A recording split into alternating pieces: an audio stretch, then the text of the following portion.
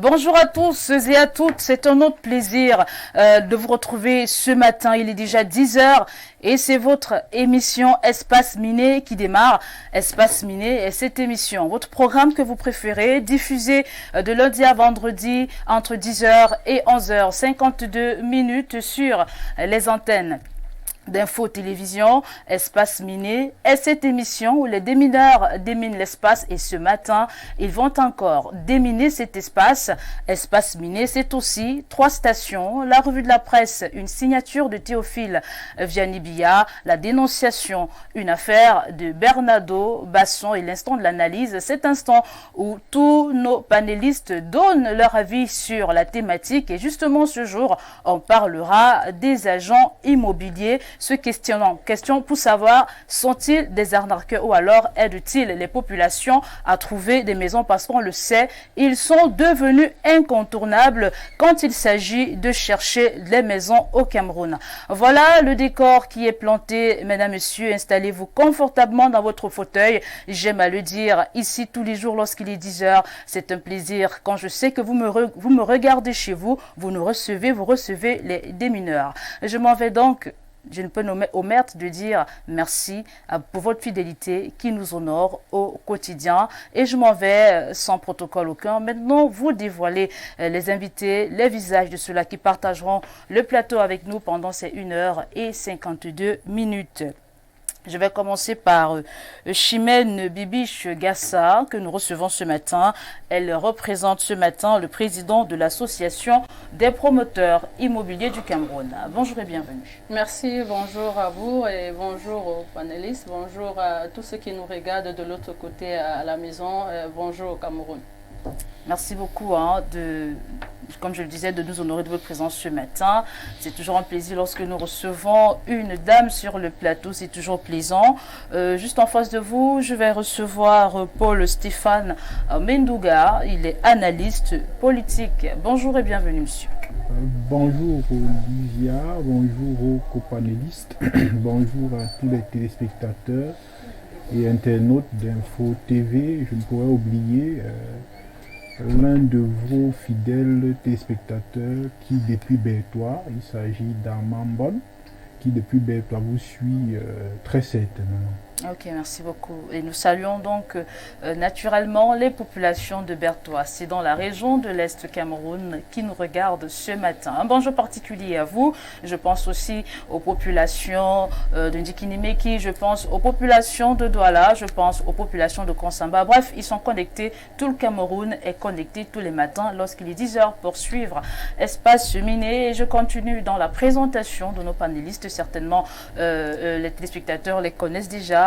Étant donné qu'il partage le plateau avec nous au quotidien, je m'en vais introduire Bernardo Basson, notre invité permanent, c'est le juriste du plateau. Bonjour et bienvenue. Bonjour Olivia, bonjour à tous les co-discutants ce matin, bonjour à tous ceux qui nous reçoivent depuis leur poste télé ou depuis les plateformes digitales qui permettent d'avoir accès. Bonjour à toute l'équipe technique qui nous permet d'être visible et audible aujourd'hui. Alors, je voudrais adresser un bonjour particulier à toutes les personnes qui nous reçoivent depuis IDEA. J'ai reçu beaucoup de messages de personnes depuis IDEA qui nous reçoivent, qui ont estimé que l'émission était très intéressante et qu'il fallait que je leur adresse un bonjour collectif. Je ne vais pas citer toutes ces personnes-là. Ok. Aujourd'hui, les Nations Unies n'ont pas dans leur calendrier arrêté une journée mondiale effective. Donc on en sera épargné. Ok. Merci de m'avoir invité nouvellement ce matin. D'accord, merci à vous Bernardo Basson. On va aussi saluer les populations d'Edea qui nous regardent ce matin. Edea est située dans le département de la Sanaga-Maritime, c'est dans la région du littoral. On reçoit le dernier invité, vous le connaissez également, chers téléspectateurs, c'est le consultant Pierre Bironiemec, celui-là qui nous rend célèbre sur TikTok. 90 000 vues, 100 000 vues, 1 million, 2 millions de vues. Bonjour et bienvenue Pierre Bironiemec. Bonjour Madame Olivia Bossal, bonjour à votre panel, bonjour à nos millions de téléspectateurs à travers le monde, particulièrement à nos téléspectateurs des États-Unis. Ils sont de plus en plus nombreux à s'intéresser à notre programme. Les États-Unis, le Canada, vous savez, quand on est loin du pays, on a ce qu'on appelle la nostalgie, le mal du pays. Et donc, on a le sentiment que ces Camerounais-là de l'étranger sont beaucoup plus attachés à ce qui se passe sur place. Effectivement. Et donc, nous autres avons le devoir de leur dire la vérité. Enfin, sans prétention aucune, de leur dire avec toute la sincérité nécessaire ce que nous voyons ici sur place. Et nous leur disons que ce n'est pas un enfer, on peut mieux faire. Le Cameroun ne se porte pas très bien, mais nous nous battons au quotidien pour pousser les autorités à mieux faire. Maintenant, la citation du jour, elle est toute simple. Hein. Les fruits de la méchanceté sont amers. Les fruits de la méchanceté sont amers. Est-ce que ça nécessite que... Oui, naturellement. Peut-être qu'il y a une maman qui nous regarde, je ne sais pas, à Écolo, c'est pas au fin fond du village là-bas et qui ne sait pas ce que veut dire amer. Non, la méchanceté est comme un arbre que vous plantez. Et vous voyez, l'arbre, il prend ses racines, il a un tronc, il grandit, il sort des branches, ensuite des brindilles, des feuilles. Et après, il vous donne des fruits. Ça prend du temps donc de bâtir un système de méchanceté. Vous le bâtissez sur une longue période et vous êtes convaincu de faire quelque chose de bien, de gagner, de profiter des autres. Mais quand les fruits commencent à tomber, vous vous rendez compte de l'amertume. Ils ne sont pas faciles à avaler. Les fruits de la méchanceté, c'est l'isolement, c'est l'abandon, c'est les regrets, ainsi de suite, c'est la jalousie. Ils sont nombreux, les fruits de la méchanceté. Donc, nous qui cultivons au quotidien, je veux dire vous qui cultivez au quotidien la méchanceté parce que je fais l'effort d'être un homme correct. Sachez que le moment venu, vous récolterez. Et donc, quelqu'un nous avait déjà dit ici que le karma connaît la maison de tout un chacun, même si tu déménages. Mais le karma connaît la nouvelle adresse. C'est que tu es parti de tel endroit pour tel autre endroit. Il vient te trouver là-bas. D'accord. Donc les fruits de la méchanceté sont amers. Merci beaucoup Pierre Bironiemec pour toutes vos citations et merci aussi pour votre entrée en matière pour cette émission, 3e numéro de la semaine. Chers téléspectateurs, je vous propose de prendre le premier coup de pinceau et de vous revenir.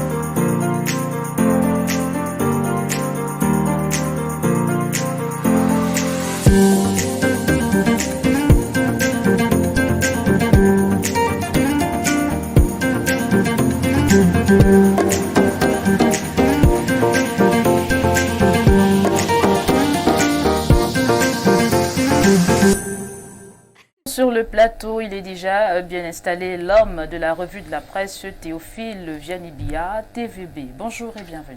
Merci, bonjour Bossal, je vous appelle affectueusement Olivia. Bonjour également à votre panel ce matin qui est assez riche. Bonjour à d'autres téléspectateurs que je trouve fièrement ce jour. Bonjour aux téléspectatrices. Et parlons de téléspectatrices, vous me permettez de dire bonjour à une personne spéciale. Il s'agit bel et bien de Valérie Hortense Moussala, qui a donc un an de plus aujourd'hui. Nous lui souhaitons tous nos vœux les meilleurs et que cette journée soit l'une des plus belles. C'est l'épouse du directeur d'éducation Michel Michaud Moussala. Ok, merci beaucoup. On souhaite donc joyeux anniversaire à Valérie Hortense Moussala. Elle va être du Bambay-Noubou. Exactement. Voilà. Alors, Théophile. Et je vois comment ça vous arrache un sourire. Oui, parce que je connais en fait la personne. Exact. Ok, voilà. Donc elle a un an de plus aujourd'hui. D'accord, Théophile Vianibia. Lorsque les téléspectateurs vous voient, ils savent que vous allez leur donner la quintessence des journaux. Alors, que nous disent les journaux ce matin? Il faut dire que les journaux qui sont disponibles en kiosque reviennent sur les faits de société, parlent également de l'actualité économique, l'actualité politique et même l'actualité sur le plan de l'éducation. Nous ouvrons dans cette revue de presse avec le journal Info Matin de Dieudonné Vanou qui s'intéresse au climat qui règne du côté des Bolova dans la région du sud. Des Bolova, retour au calme après la colère des motos-taximènes. C'est ce que nous dit le journal Info Matin qui précise en page 3 que les conducteurs d'engins à deux roues qui ont manifesté ce 3 juillet dans la ville chef-lieu de la région du sud sont revenus à de meilleurs sentiments. Ces derniers ont réclamé justice après le décès d'un des leurs survenu lors d'une course-poursuite par des policiers après un refus d'obtempérer. Le journal revient donc sur le climat qui règne du côté des Bolova après ce mouvement d'humeur observé de ce côté il y a quelques jours. Estic, François-Marc Mozom, nouveau directeur, nommé par décret présidentiel ce 4 juillet à la tête de l'École supérieure des sciences et techniques de l'information et de la communication. Le directeur central radio à la CRTV remplace Alice Ngaminkala, admise à faire valoir ses droits à la retraite. L'étudiant parle également de cette même actualité et titre en grande une, Estic, Biya bénit ses silences. Le chef de l'État, Paul Biya, a nommé hier le professeur François-Marc Mozom, nouveau directeur de l'École supérieure des sciences et techniques de l'information et de la communication. Le directeur central du pôle radio de la CRTV et enseignant de radio, dont la dite école remplace le professeur Alice Ngaminkala à ce poste. De la page 3 à la page 5, on revient donc sur le profil de l'homme. Mutation parle également de François-Marc Mozom en pied de une. Le nouveau directeur de l'Estic est présenté plus amplement en page 5. Kotko, c'est Banco pour Bako. L'ancien directeur général adjoint du port autonome des Kribi a été porté hier à la tête de la Cameroun Oil Transportation Company dans une ambiance mouvementée. Un changement sous la pression du Tchad qui menaçait de fermer le pipeline dès le 30 juin dernier. Le journal en parle donc en page 7 et revient sur l'actualité concernant Kotko. Le journal Le Jour consacre sa grande une à cette actualité. Kotko, le Tchad installe les nouveaux patrons. Mahamat Idriss Déby remercie Paul Biya. C'est ce que nous dit le journal d'Aman Mana en page 6. Et si on parlait Kotko avec Cameroun Tribune, le quotidien bilingue gouvernemental qui en pied une, revient également sur cette entreprise. Nouvelle ère à Kotko, le Camerounais Haruna Bako et la Tchadienne Aoussa Daoussa, portés respectivement au poste de directeur général et directeur général adjoint de la Cameroun Oil Transportation Company à l'issue d'une session du conseil d'administration hier. Le journal en parle en page 12 et présente l'actualité ce matin. L'économie de Thierry Ekouti parle également de cette actualité. Affaire Savannah Energy, épilogue de la crise entre le Cameroun et le Tchad. Bako Haruna et Awa Daoussa Déby ont été nommés hier 4 juillet 2023 respectivement directeur général et directeur général adjoint de la Cameroun Oil Transportation Company. On nous fait savoir que Mahamat Idriss Déby Itno, président de la transition de la République du Tchad, exprime sa gratitude aux autorités camerounaises et tchadiennes qui ont œuvré pour l'aboutissement du processus souverainement. Laissons ce journal et retrouvons l'expression économique de Bertrand Eba qui parle également du pipeline Tchad-Cameroun. Haruna Bako, nouveau DG de Kotko. On présente le profil de l'homme en page 3. Période 2022-2024, le gouvernement face aux difficultés budgétaires. Ces difficultés sont présentées de la page 6 à la page 7. Allons du côté du nord-ouest, 6 milliards déjà mobilisés pour des projets d'entretien routier. Le journal en parle ce matin. Eco News reste également du côté du nord-ouest pour parler du démarrage des travaux travaux de construction avant la fin de l'année de la Ring Road. On en parle en page 4 et on revient sur la visite de travail effectuée par le ministre des Travaux publics de ce côté, région du Nord-Ouest. Le ministre Achille Basileking III sensibilise sur les centres de gestion agréés. On en parle en page 3. Cette actualité va à la grande une du Tri-Hebdo le soir de feu Armand Bianda, qui reste également dans le Nord-Ouest avec le MINMESA qui met en vitrine les centres de gestion agréés. Construction de la Ring Road, démarrage des travaux imminents. On nous le fait également savoir au BAT1 du journal Le Soir. Le quotidien de Jules Brice Ngaba parle de cette relance des activités économiques. Achille Basileking III sème la bonne graine à Bamenda. Le journal en reparle ce matin et présente l'actualité en grande une. Supposé recrutement spécial de 5000 enseignants au titre de la rentrée scolaire 2023-2024. Le Minfopra met en garde les malfaiteurs. On revient sur cette note qui circule sur les réseaux sociaux depuis un moment et le journal Le Quotidien nous fait savoir que c'est un fake. On en parle au BAT1 du journal de Jules Brice Ngaba qui est en kiosque. Église évangélique du Cameroun, le Messager en fait sa grande une ce jour. Aux sources d'un clash, une capsule vidéo devenue virale montre le général de division Essaï Ngambou s'en prenant au ministre de l'administration territoriale Paul Atanganji. Le journal Le Messager revient donc sur cette actualité en page 2. Parlons du poisson pourri avec l'indépendant de Max Mpanjo. Aveu complet, appelé à présenter à la presse nationale et internationale le bilan des inspections des conteneurs parqués depuis plusieurs mois à la régie du terminal à conteneurs RTC du port de Douala Bonabéry. Les responsables de l'entreprise congelée du Cameroun ont plaidé coupable le 22 juin 2023. Nul ne peut donc se prévaloir de ses propres turpitudes. Repère qui est également en kiosque parle de ces allégations de gabegie au sommet d'État. Le faux procès contre Luc Ayang est présenté en grande une du journal Repère. Les du Sahel de Gibaï Gatama parle de la situation sécuritaire qui se dégrade de plus en plus à Ile Alifa et à Darak. Pour parler terrorisme ce matin, le journal Les du Sahel présente la situation dans ces deux localités. La lucarne qui nous permet de parachever cette revue de presse parle de cette collaboration entre la Polyclinique Saint-Christophe et la Fédération camerounaise de football s'unir pour bâtir et grandir ensemble. On revient donc sur la visite effectuée par Samuel Eto'o, président de la Fédération camerounaise de football, du côté de la Polyclinique Saint-Christophe au quartier Mvogada à Yaoundé. Même son de cloche pour Capital Info qui parle également de la Polyclinique Saint-Christophe de Mvogada et la FECA Foot, une relation d'amour et de raison. Le journal Capital Info en fait sa grande une et nous permet de le fermer cette revue de presse acte 2 sur Info TV.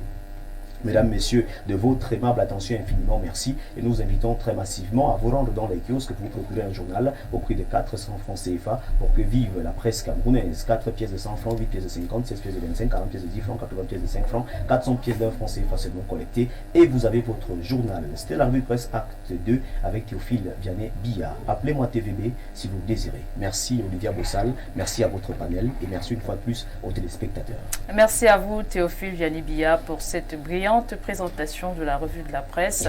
Alors je vous propose quelque chose, vous nous restez encore quelques instants, le temps pour vous de nous donner justement les faits majeurs qui seront traités aux 19h et 20h ce soir. Au 19h et au 20h ce soir, on va parler de ces faits. On va s'intéresser à ces maisons ou alors ces chantiers abandonnés qui présentent un danger pour les populations. Parce qu'il y a des chantiers abandonnés qui véritablement présentent un vrai danger pour les populations.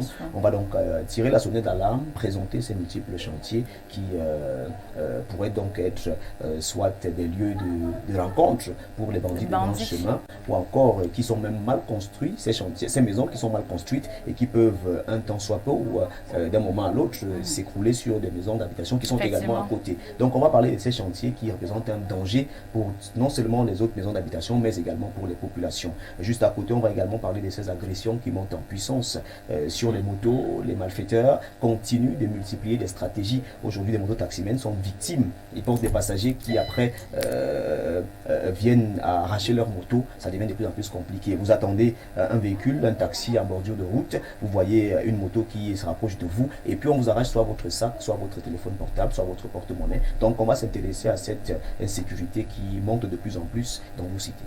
Merci beaucoup à vous Théophile Vianney Billa pour toutes ces précisions. Je rappelle que vous êtes rédacteur en chef à la rédaction centrale d'Info Télévision. On va prendre rendez-vous demain 10h. Lorsqu'il sera 10h avec le même plaisir, le même bonheur. Très bonne suite d'émission. Merci beaucoup, au plaisir. Alors le temps que de vous laisser regagner la rédaction, on va prendre cette actualité que vous avez évoquée tout à l'heure lors de la présentation de votre revue de la presse. On revient sur cette titraille du quotidien L'économie et aussi Info Matin qui en a parlé le jour également. En fait, la majorité des quotidiens quotidien ont évoqué cette actualité. Affaire Savannah, épilogue de la crise entre le Cameroun et le Tchad. Je crois que je vais me tourner vers Pierre Bironiemec pour que le consultant nous donne son analyse. Ben, vous savez que cette affaire a créé d'ailleurs un problème diplomatique entre le Cameroun et le pays frère Tchad. Les gens sont même allés plus loin. J'aime vous dire qu'il y a une correspondance du directeur général de la SNH qui sollicitait le remplacement de Madame Mengele, représentante du ministère des Finances auprès de la société. Un refus sec venant de la présidence de la République lui a été opposé. Mais c'est surtout la motivation de ce refus qui est importante à noter. C'est-à-dire que la présidence de la République fait remarquer à monsieur le directeur général de la SNH que Madame Mengele a très bien répercuté le point de vue du Cameroun. C'est-à-dire qu'eux, ils sont allés encore défendre leurs affaires. Et c'est cette dame qui a défendu le point de vue du Cameroun. Cela nous permet de comprendre que quand ces gens veulent tirer profit du Cameroun, ils se foutent pas mal même des injonctions du sommet. Je ne veux pas parler de nous autres, parce que nous, ils nous ont vendus, ils nous ont achetés. Donc, nous, nos points de vue ne comptent pas. Mais même quand les intérêts supérieurs de l'État sont en danger, eux, ils préfèrent souvent protéger les leurs. Alors, le président tchadien qui a fait confiance à son homologue camerounais avait déjà mis la pédale douce. Vous savez, il a fait revenir l'ambassadeur au Cameroun, ainsi de suite. Mais nous étions toujours dans nos logiques mafiosi là et tout ça. Je crois qu'il était temps d'arrêter tout ça. Ces gens sont déjà terriblement riches. Je ne sais pas. Les gens sont DG depuis 40 ans. Leurs épouses, ils sont vraiment. Je crois que c'est un esprit qui les habite. À un moment donné, ils sont même capables de racheter les sociétés en question.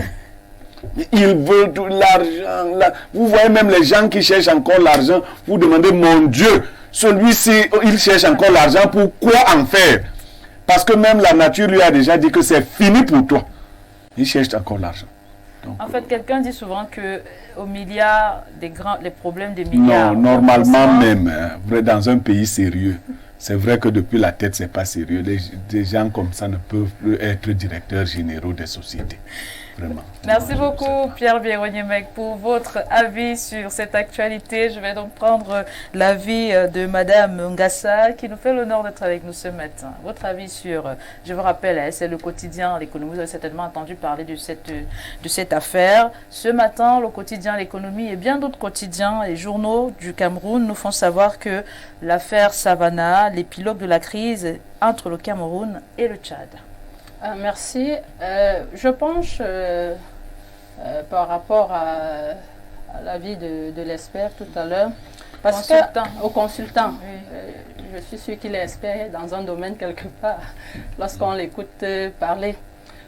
Lorsque nous regardons le monde, simplement, on se pose des questions sur certaines personnes. Avec autant d'argent, qu'est-ce que quelqu'un va faire encore à vouloir imposer certains conflits à son pays qui ne sont pas... c'est pas beau du tout. Pour moi, c'était pas beau du tout. Mais on se dit que... je ne vais pas dire la magnanimité du chef de l'État. Je me dis, avec la diplomatie, on espère que ça sera un mauvais épisode et que ça va rester derrière nous. Certainement, cet épisode est déjà resté derrière nous, vu qu'aujourd'hui, les deux parties se sont réconciliées. Mais si nous en parlons encore, ça veut dire qu'ils se sont réconciliés. Enfin, nous en parlons parce qu'il y a justement des directeurs généraux qui ont justement été nommés, l'un venant du Tchad et l'autre du Cameroun. Je suis d'avis. Mais c'est au forceps, hein. C'est parce que le Tchad ne s'est pas laissé faire. Et je veux également dire, les Tchadiens ne vont pas l'oublier. Les Tchadiens ne vont pas l'oublier, même s'il y a eu arrangement. C'est un souvenir qui va rester et ils seront méfiants désormais par rapport au projet commun que le Cameroun va proposer. C'est dommage pour nous. Ok, merci beaucoup pour votre avis. Je vais prendre pas le professeur, Paul Stéphane Mendouga, analyste politique, qui va aussi nous donner son avis sur cette actualité.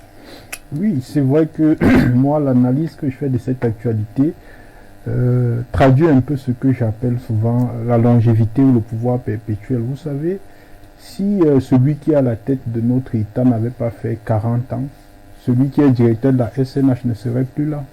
Parce que le président actuel qui ne serait pas Paul Biya aurait nommé certainement un nouveau directeur général.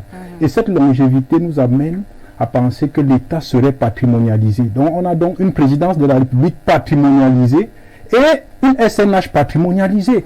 Quand vous faites 30 ans quelque part, naturellement vous allez penser que c'est le champ de cacao que votre père vous a laissé.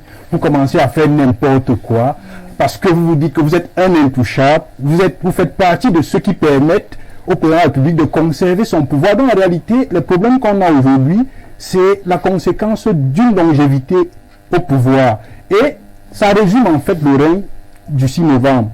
Faites ce que vous voulez là où je vous ai nommé, pourvu que vous me permettez de continuer à conserver mon pouvoir. Voilà tout le problème qu'on a aujourd'hui au Cameroun. Donc en réalité, il faudrait qu'on apprenne à passer le témoin quand il est temps. Parce que vous pouvez bien travailler, mais à un moment, votre longévité peut déranger. Parce que si on est d'accord que les lois doivent évoluer, il faudrait aussi qu'on soit d'accord que les systèmes politiques doivent évoluer. Parce qu'aujourd'hui, ce que je pouvais savoir après 3 ou 4 jours, je peux savoir ça aujourd'hui en 30 minutes à cause des nouvelles technologies, de l'information et de la communication. Donc, il ne faudrait pas qu'on m'en veuille.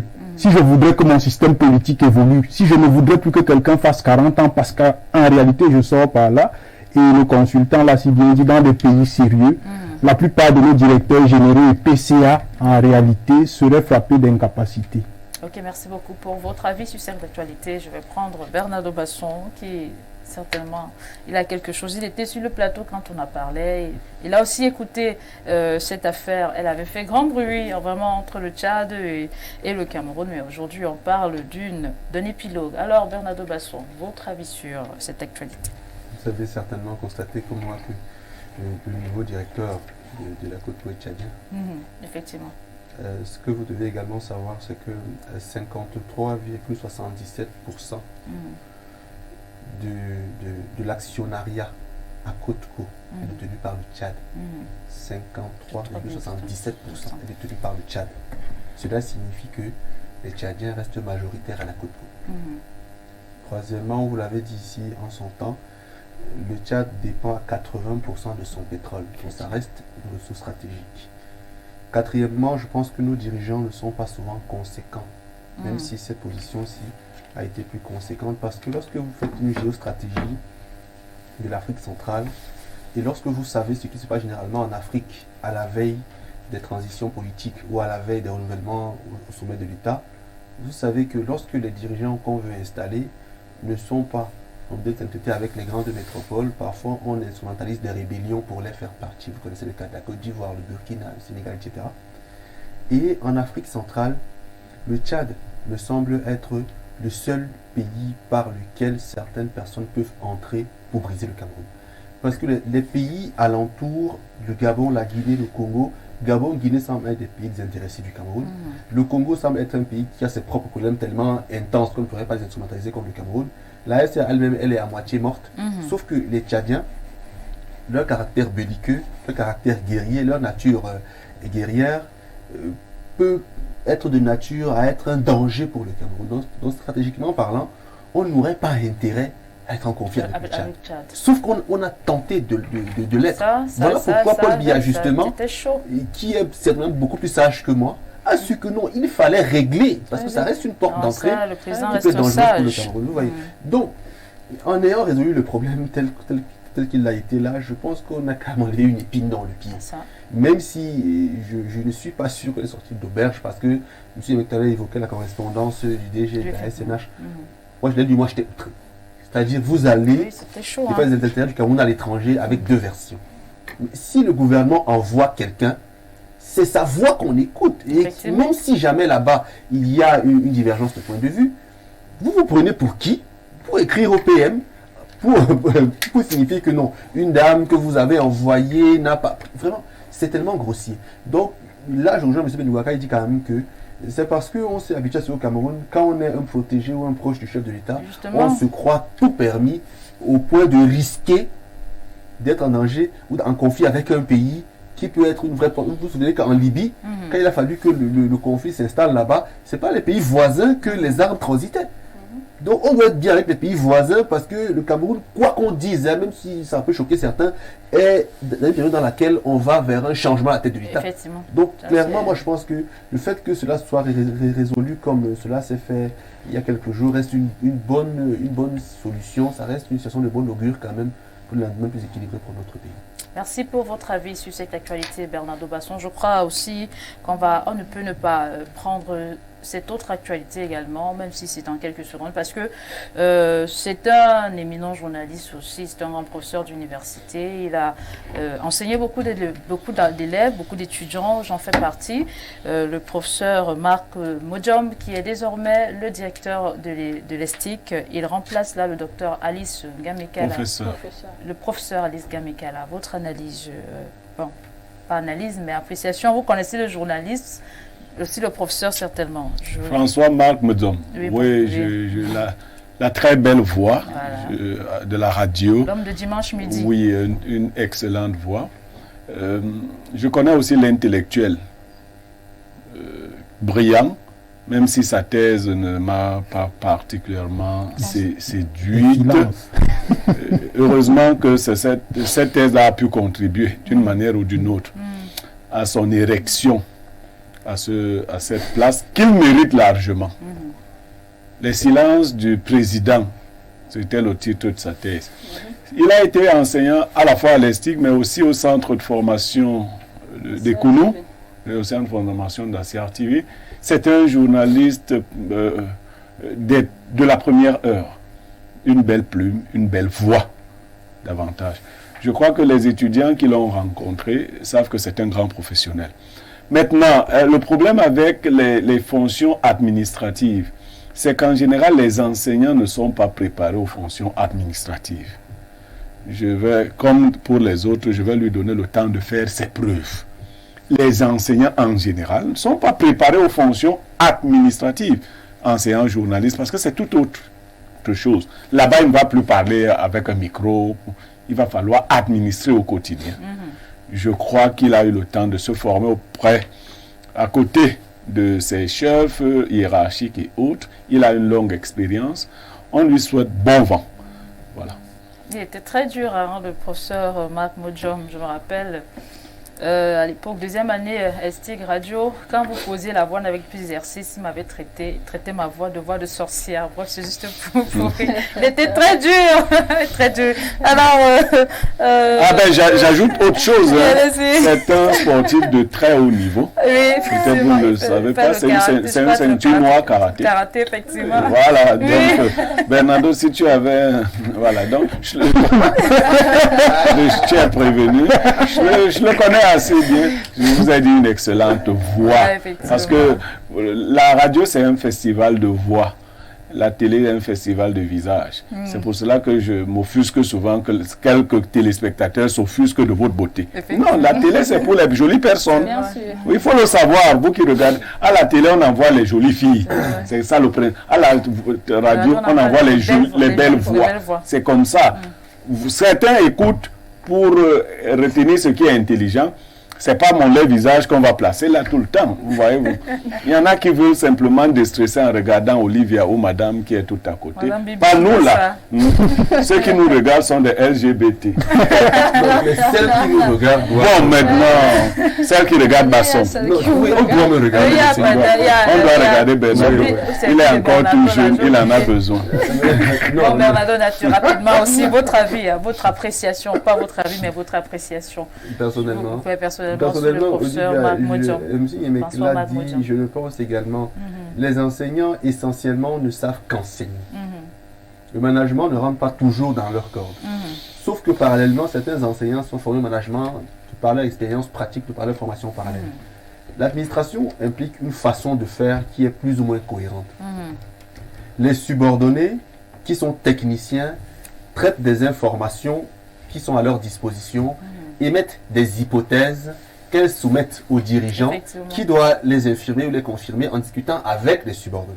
Sauf que parfois les enseignants sont tellement doctes, tellement cultivés, et tellement intelligents pour la plupart, qu'ils ont du mal à traiter les hypothèses qui leur sont soumises, veulent les refaire, veulent les étendre, parfois les dénaturent au point de ne pas répondre aux préoccupations, aux problèmes posés par l'administration qui leur est désormais confiée.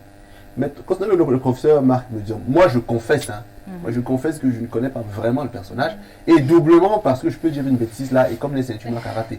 Ici, peut vous façonner. Donc je ne dirai pas de bêtises sur le professeur. Il est très fougueux.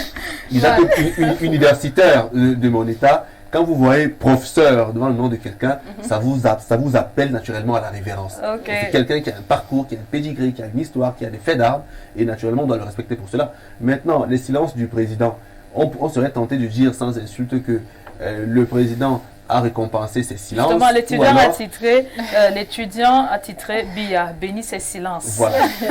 Le président a béni les silences, a récompensé les silences. Ou alors, on pourrait également dire que la Talakou a payé, parce que forcément, en écrivant les silences du président, Non, mais il est quand même brillant, le professeur. on ne se reviendra jamais, Olivier. Il est Sauf brillant, le que professeur. c'est bien pour lui, pour son parcours. On attend de voir ce qu'il fera. Ok. On pense qu'il fera bien parce que les STIC a besoin d'un souffle nouveau. Ça, Effectivement. moi, je le pense sincèrement. Les STIC, j'ai beaucoup d'amis qui y sont passés et j'ai assisté plusieurs fois à la soutenance là-bas. Celui qui m'a marqué était celui qui était présidé par le professeur Mbembi Yembe. Je le trouvais à la fois intelligent et rude. Très rude. Très rude, le professeur. Il semblait tout connaître. Je le salue au passage. Tout connaître. Très rude, le Très professeur rude. Demi Très rigoureux, tellement. Très sûr de lui. Voilà. Très Donc, sûr de lui aussi, ce bon, un grand peu monsieur. vantard aussi, un peu crâneur. Ouais, naturellement, c'est le propre d'Embamois. Mais une tête bien faite. Bien plein. Très. Une tête bien faite. Donc, voilà. En général, les génies ont ce côté un peu vantard. Oui, on ne peut pas les priver de cela aussi. Quand vous savez des choses et que vous savez dire ce que vous savez, il est normal que vous soyez un peu vantard sans jeter dans l'orgueil ou la vanité. Un peu vantard, c'est pas mauvais. Les femmes adorent d'ailleurs les hommes un peu vantards. Ok.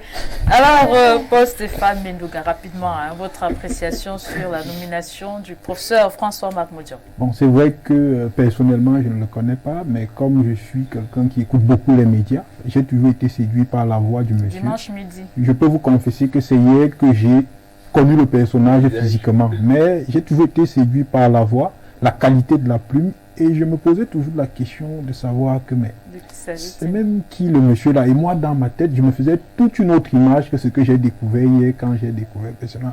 Vous savez, quand vous écoutez la voix de quelqu'un, vous pouvez vous faire une image qui... J'avais une image d'une autre personne en fait. Ça fait que quand j'ai vu, j'ai dit, ah, donc c'est le Vous professeur. pensez qu'il était... Je pensais qu'il était, je ne sais pas comment je peux le décrire, comme un ange à cause de sa voix. Il est un peu comme... Et c'est ça la particularité de la radio. La radio. C'est ça le mythe. La radio, c'est le mythe. Exactement, ça fait que quand j'ai vu, j'ai dit que donc c'est le professeur ici. J'ai dit, Et parfois, ça déçoit souvent parce que vous voyez, pendant une charmante fille, elle parle très bien à la radio. Vous vous représentez une jolie dame. Et lorsqu'elle se présente devant vous, vous dites, mais attends, c'est là. donc c'est un peu ce que j'ai ressenti hier. Il y avait un peu de pas beau. Non, je ne dis pas qu'il n'est pas beau. Peut-être qu'il est fort que ce qu'il Sa voix, tellement sa voix. La ceinture noire. Rappelez-vous. Sa voix est tellement agréable à écouter que, en fait, vous pouvez vous faire une représentation qui est angélique du personnage. Ça fait que quand j'ai vu, j'ai dit, hey, donc c'est le professeur ici, mais en même temps, c'est quelqu'un de compétent. Ça mène quand même à comprendre que parfois, vous avez quand même l'impression que Paul Biya tient encore les commandes de ce pays parce que j'ai envie de dire que même si les enseignants ne sont pas préparés à l'administration, j'ai envie de dire que c'est le profil qu'il faut à la place qu'il faut parce qu'il me fait un peu penser au professeur, c'est vrai que le nom m'échappe là actuellement, l'ancien directeur de l'ESTIC. Exactement, il me fait un peu penser à Boye Mouassa, là qui a été un de mes enseignants en communication politique, qui était aussi très compétent, très brillant, qui parle le français comme l'anglais. Donc François-Marc Modian me fait un peu penser à Boye-Mouassala. Et je me dis justement que comme l'ESTIC a besoin d'une nouvelle dynamique, il pourrait apporter la dynamique que l'ESTIC a besoin aujourd'hui. Alors, Chimène Bibi Chingassa, rapidement. Merci. Moi, je vais commencer par rendre hommage à Dr Alice Ngamikala, parce que les deux ont... Professeur, moi, j'ai fait le petit bémol. Les deux ont été mes enseignants également à l'ESTIC.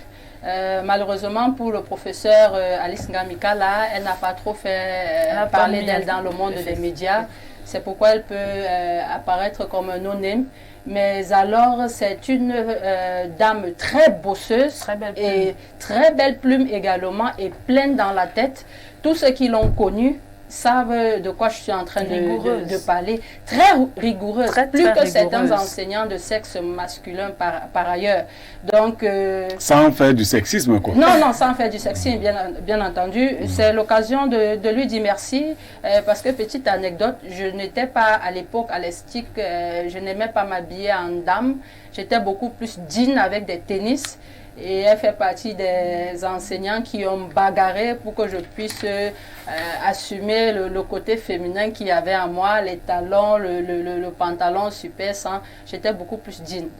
Donc, c'est l'occasion pour moi également de lui rendre cet hommage. Et le professeur Marc Modjom aussi, qui nous a donné des enseignements. Je ne peux que lui souhaiter bon vent parce qu'on connaît l'homme dans les médias, mais on ne connaît pas le manager. Et étant moi-même par ailleurs aussi directrice adjointe de l'Institut supérieur de formation professionnelle immobilière, je sais qu'il existe un grand fossé entre l'enseignement et l'administration.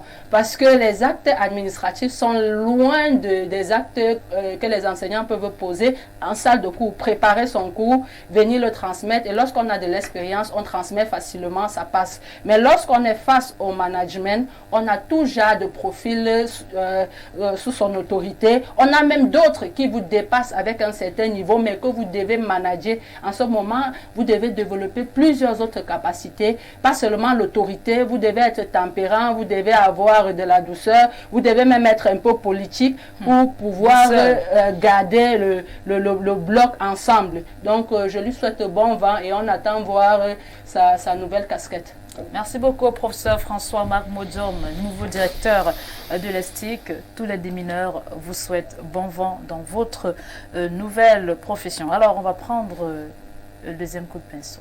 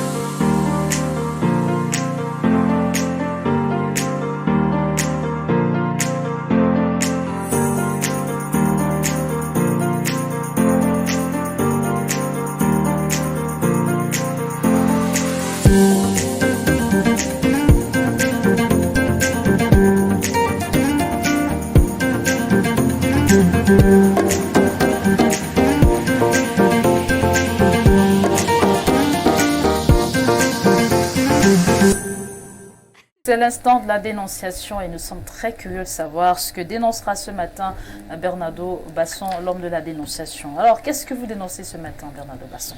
Aujourd'hui, je ne dénonce rien. C'est un époux qui dénonce le comportement de son épouse par ma voix. Okay. C'est pas moi qui dénonce.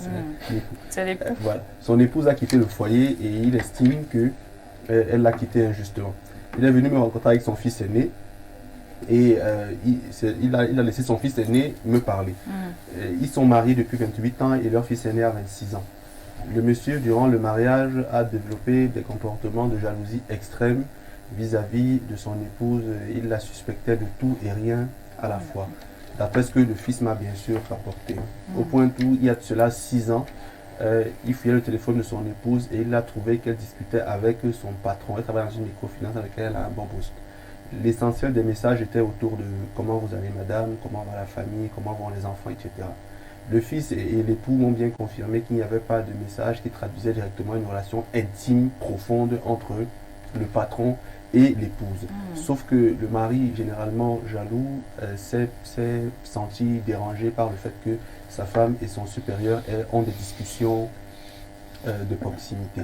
Il est allé au travail, il a menacé le patron, il a alerté sa famille à lui, disant que sa femme est fidèle. Il a appelé la famille de sa femme également, tout le monde dit que sa femme est fidèle. Et durant 6 années, la femme n'allait plus aux réunions de sa famille, celle de la famille de son mari, parce qu'elle se sentait gênée. Mais quand ses frères l'appelaient, elle leur disait que non, elle n'a rien avec son patron, elle n'a pas de liaison avec lui, que tout le monde peut aller se renseigner auprès de la structure. On dira toujours qu'il n'y a rien. En novembre 2022, leur 3e enfant, qui fait la classe de première, est venu voir l'épouse, dont sa maman, pour demander l'acte de naissance parce qu'il voulait faire les examens du probatoire. Il fallait fournir l'acte, me semble-t-il, à l'école. Et donc, la maman, le papa était absent, la maman est allée ouvrir la cantine du papa pour retirer l'acte et donner à l'enfant. Et pendant qu'elle fouillait, elle a vu une photo d'une fille d'environ 7 ans. Et elle a remis l'acte à l'enfant et puis elle est allée fouiller davantage. Elle a vu la photo, elle a vu l'état de ressemblance entre son époux et la photo. Elle a continué de fouiller, elle a trouvé l'acte d'une jeune fille qui avait 8 ans, dont le géniteur était son mari. Et elle a attendu 2 jours, elle a dit à son époux, mais on s'est promis quand même que même si on fait des bêtises, on va se dire, mais comment toi tu fais un enfant et tu ne me dis pas? Le mari est resté tranquille, il dit, mais tu as fait une fille qui a 8 ans, tu ne me dis pas. Le mari s'est enflammé et il lui a dit, je sais qui t'a dit ça, il est d'abord toujours comme ça, c'est le seul à qui j'ai parlé de ça, un faux type. Elle dit, non, personne ne m'a dit. Moi, je sais comment j'ai découvert. Et donc, son mari s'est énervé, il est devenu un peu violent vis-à-vis de sa femme et elle a pris ses effets, elle est partie de la maison depuis décembre 2022. Elle habite dans le même quartier, bon je vais taire le nom du quartier, elle habite dans le même quartier que le monsieur. Elle a pris un appartement et le monsieur a quand même pris la peine de dire hier avec son fils que depuis que son épouse est là-bas, les enfants vont la voir tous les jours. Il n'a jamais vu un monsieur entrer ou sortir de la maison, elle rentre aux mêmes heures, etc. C'est ce qu'il a fait l'effort de dire. Donc il estime que sa femme est partie de la maison injustement et qu'il faudrait qu'elle rentre à la maison. Et la femme écoute beaucoup l'émission et lui aussi. Il pense que les habits qu'on va donner ici vont peut-être aider sa femme à rentrer. Bon, j'ai fait l'effort d'être le plus objectif possible, comme on m'a suggéré. Vous savez qu'on apprend tous les jours. Effectivement. Donc, mais si j'ai encore digressé, tapez-moi dessus, je vais encore. Mais j'ai fait l'effort de retranscrire les faits tels qu'ils m'ont été donnés. Demandons maintenant à chacun de mettre son point de vue. Le monsieur dénonce le fait que sa femme soit partie du foyer pour cette raison-là.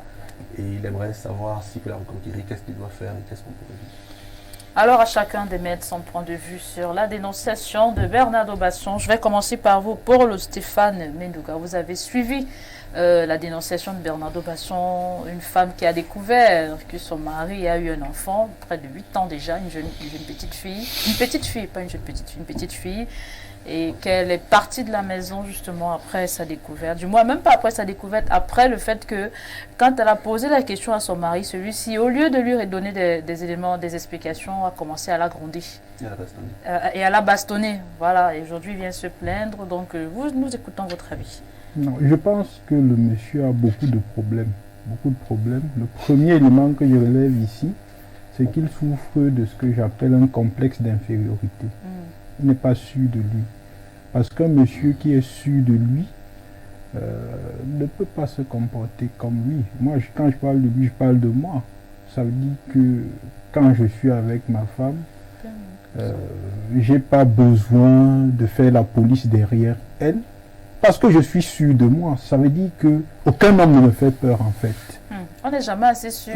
Mais il faut être sûr de soi dans la vie. Laissez Menduga nous dire d'abord. Il souffre d'un complexe d'infériorité. C'est ça qui peut l'amener à penser que tout homme qui cause avec sa femme ferait la cour à sa femme.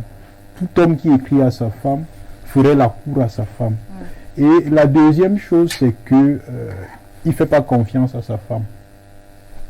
Il ne fait pas confiance à sa femme parce que s'il faisait confiance à sa femme, seulement après le premier incident qu'il y a eu, il aurait fait un rétropédalage, il aurait compris que j'ai une femme. Parce que tout ce qui ressort dans ce que Bernardo a dit ici, on se rend compte qu'en réalité, il a une femme. Parce qu'il y a une différence entre une fille et une femme.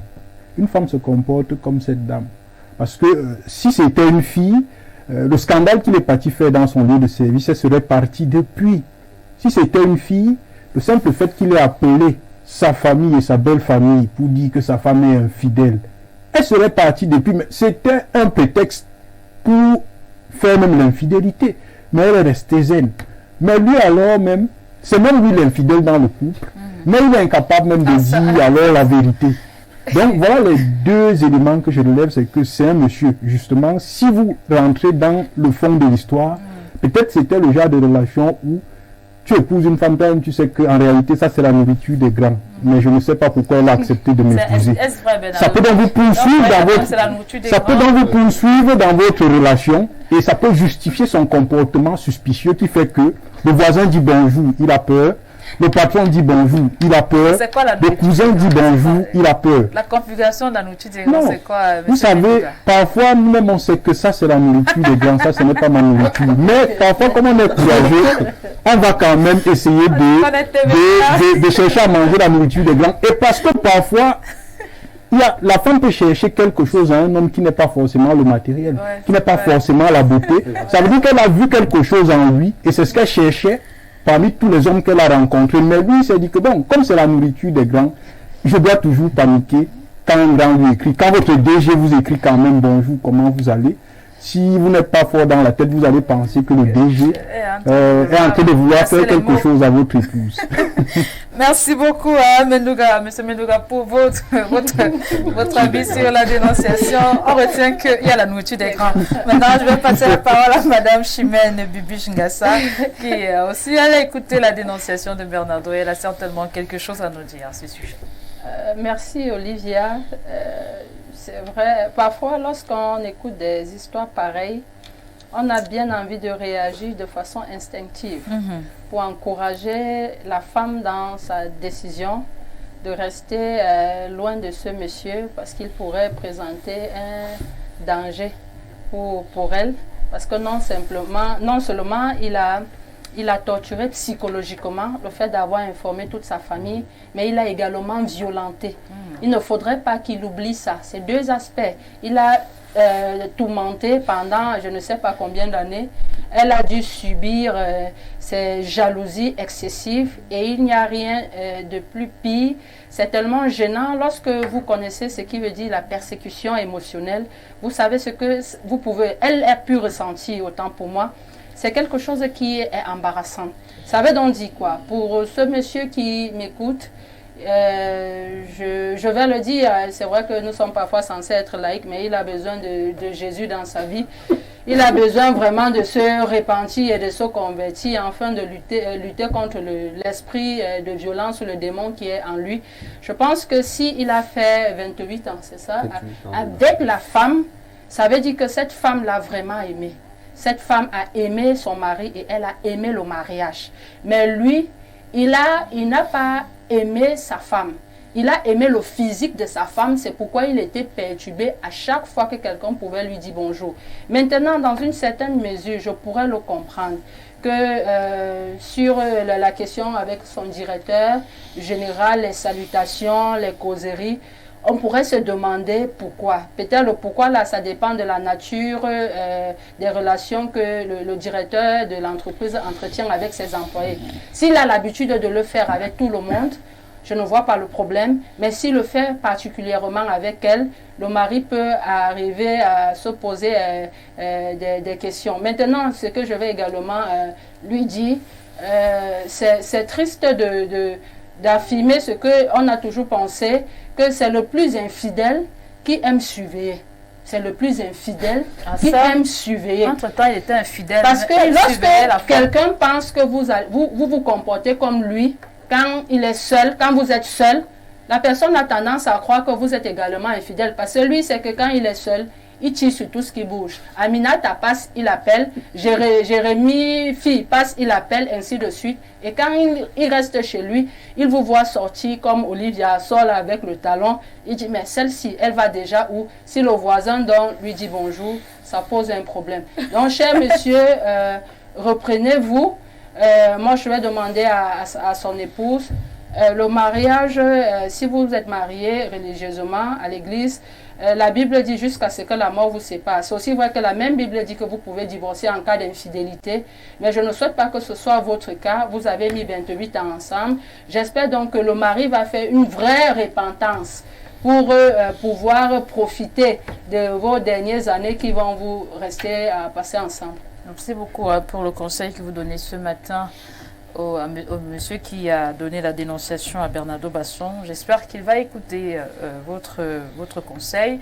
Je vais passer la parole à Pierre Béron-Yemec pour que lui aussi nous donne son avis sur la dénonciation ou son conseil. Vous avez là un monsieur qui est infidèle et qui lui blâmait sa femme au moindre soupçon. Pierre Béron-Yemec, comment analyser ce genre de choses, ce genre d'affaires? Bon, Monsieur Mundouga a parlé du complexe d'infériorité. Bon, c'est pas exactement ça. Le manque de confiance en soi et le complexe d'infériorité, c'est pas la même chose. C'est pas exactement la même chose. Sinon, vous voyez dans le descriptif qu'il faisait, quand vous manquez de confiance en vous-même, même votre chauffeur vous fait peur. Vous voyez, la jalousie maladive fait que tout le monde vous fait peur. Vous devenez paranoïaque. Ce n'est pas un complexe d'infériorité, c'est une forme de paranoïa. Donc, j'étais juste...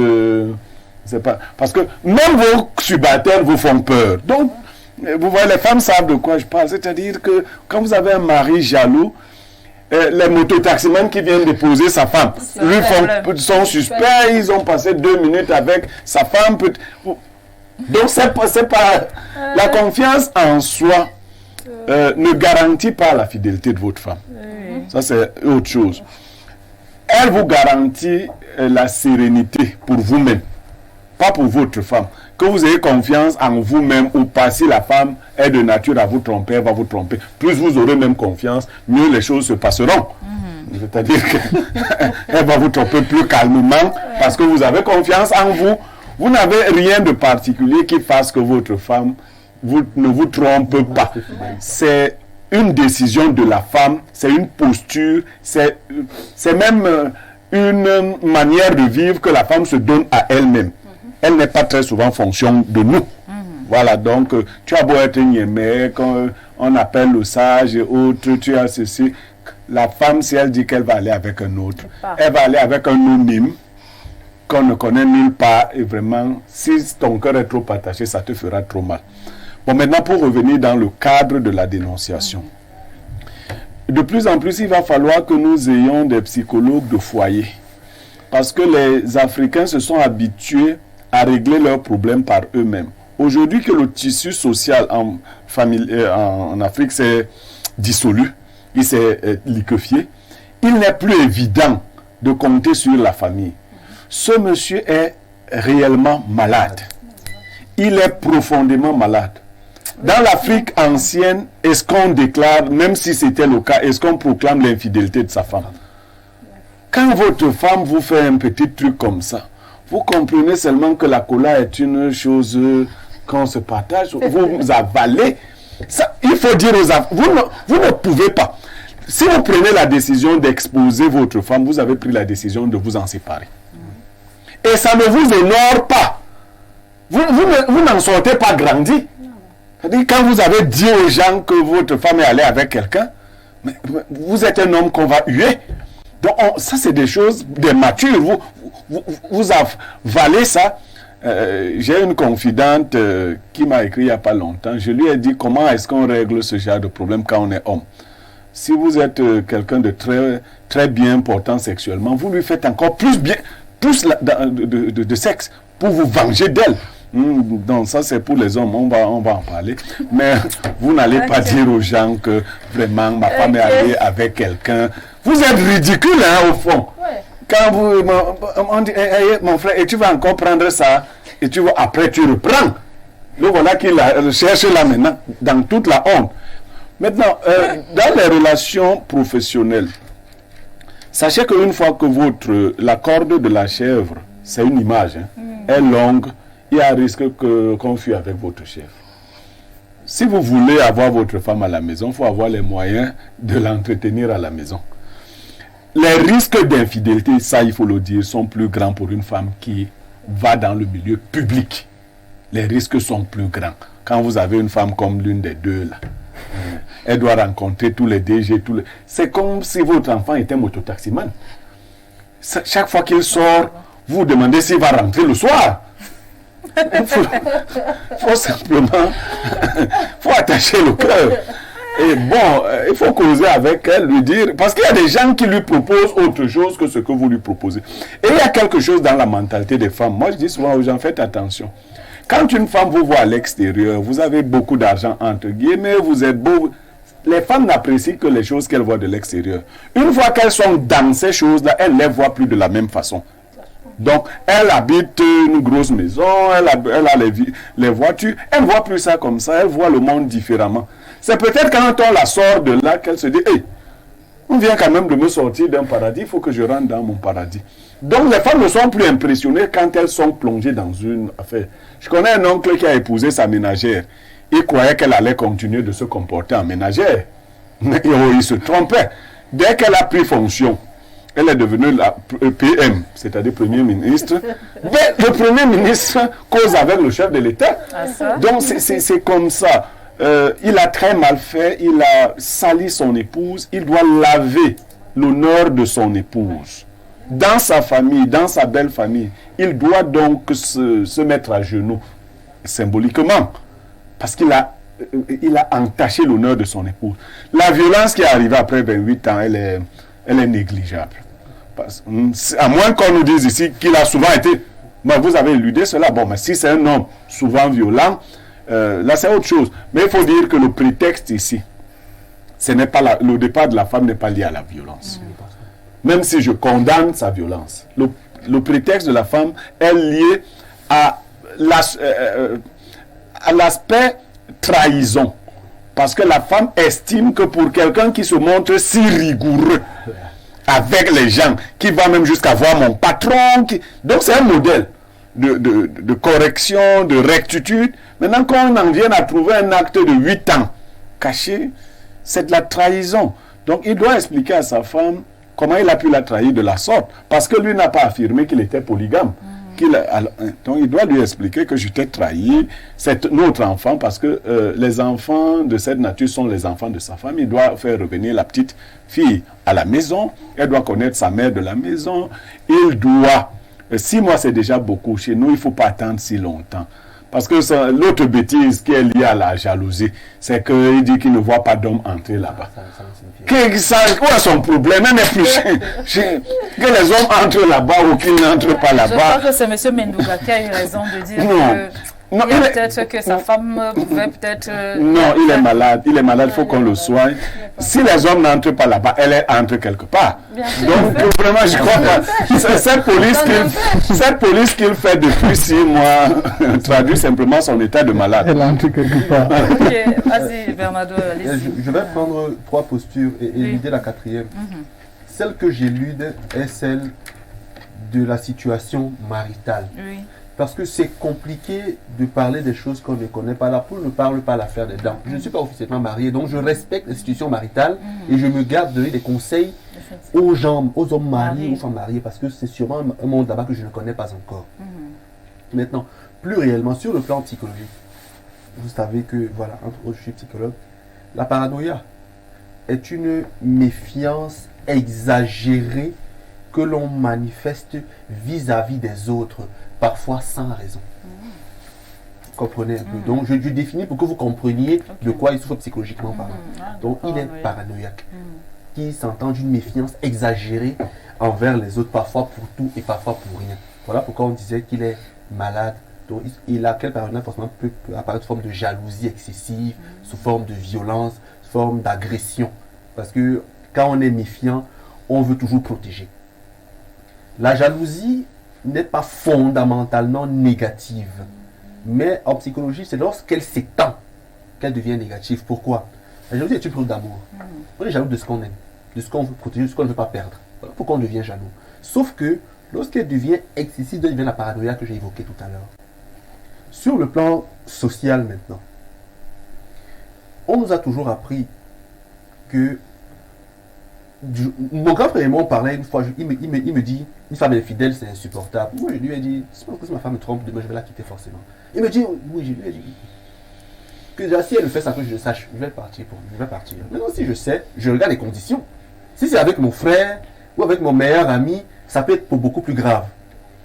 Si c'est une fois en passant, on peut arranger, on peut causer. Et Monsieur Basson, Monsieur Basson, Oui. vous êtes un pédagogue. Oui, Ne dites pas ça comme ça aux femmes. d'accord. C'est pas Sinon, pourquoi. non, ne leur dites même pas ça. J'enlève, je retire ce que j'ai Ne dit. leur dites pas ça. Je retire ce que j'ai dit. Nous n'avons rien à surveiller dans les choses des Voilà. femmes là-bas. Ça, c'est clair. Nous n'avons rien mis là-bas pour surveiller. Mais ne leur dites pas que si elles nous trompent, elles seront. Il faut que l'épée de Damoclès pèse sur leur tête. Bien que moi, je sais que je n'exclurai pas une femme pour cette raison-là. Pour d'autres raisons. Mais ne leur dites pas ça comme ça. D'accord. D'autres hommes commettraient même des crimes. Meurtre. Il y en a qui les Oui. connaissent. C'est-à-dire que s'ils vous attrapent, il y aura mort. Oui, l'idée est de dire que face à un problème, on étudie les contours avant de le résoudre. Et la position martiale peut être complètement dégradée. Troisième chose, on a toujours dit en Afrique, le linge sale se lave en famille. On ne parle des choses de la famille que lorsqu'on est en danger de mort. C'est si mon frère veut me tuer que je vais chercher l'aide. Parce que je veux sauver ma vie. Si mon mari me trompe, mon mari fait un enfant, ma femme me trompe, c'est pas bien, il faut le dire. Mais on ne va pas appeler tout le monde pour alerter, ce n'est pas bon. Et surtout, quand on est soi-même réprochable. Parce que justement, si le mec l'a dit, sur le coup, le fils me dit que la femme, quand elle a su que l'enfant avait eu une liaison, avait eu une enfant dehors, elle ne sait pas enflammer. Et je te dis, mais comment tu fais un enfant, toi tu ne me dis pas? Donc c'est comme ça que tu es. Et il s'est mis à... Je sais qui t'a dit ça. C'est donc l'énervement qui, pour moi, humblement, a été la goutte de trop pour la femme que... Mais dis donc, toi tu m'as tapé, tu as fait ci parce que tu as dit que moi je t'ai trompé.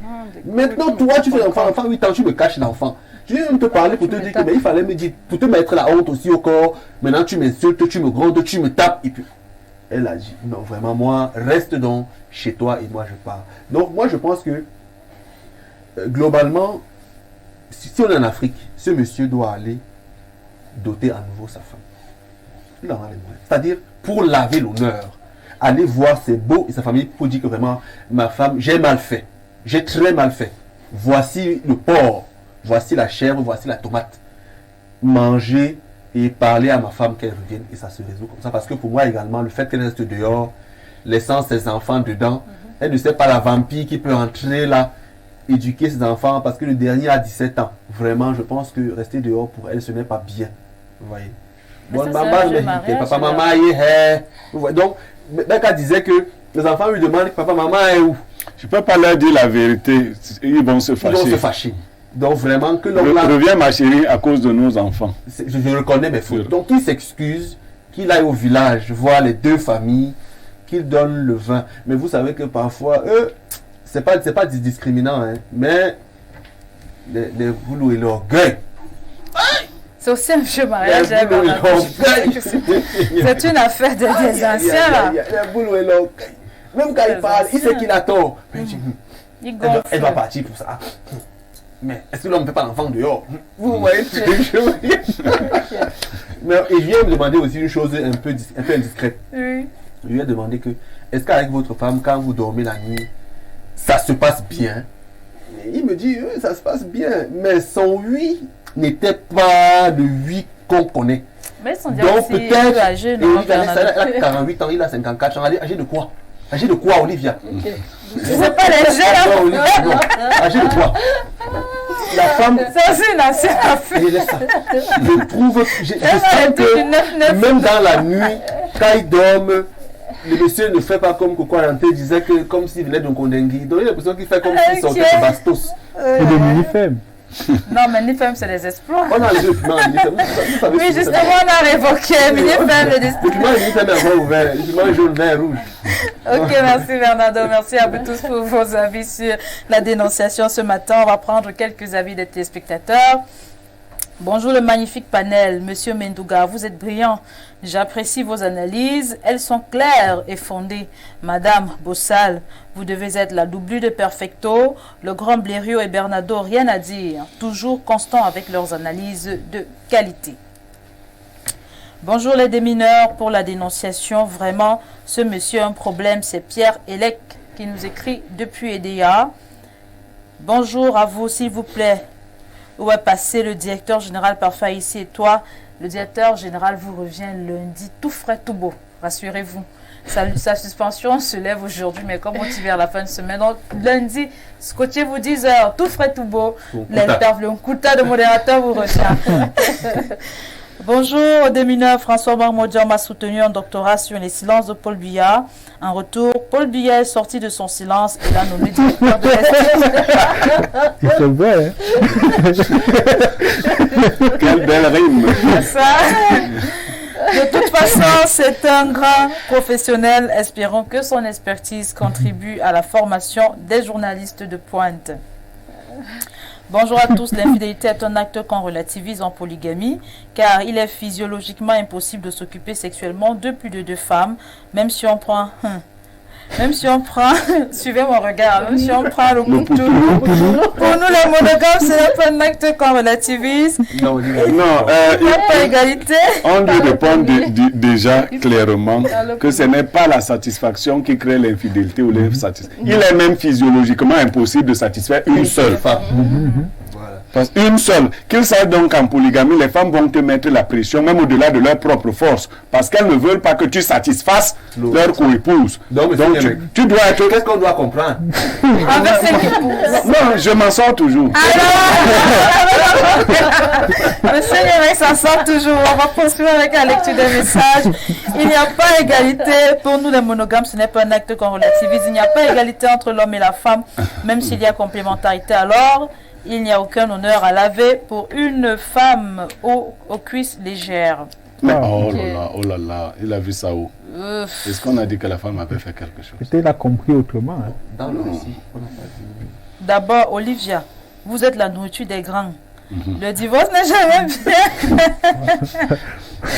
Le divorce n'est jamais bien. Yémek a raison. Le monsieur doit rechercher sa femme.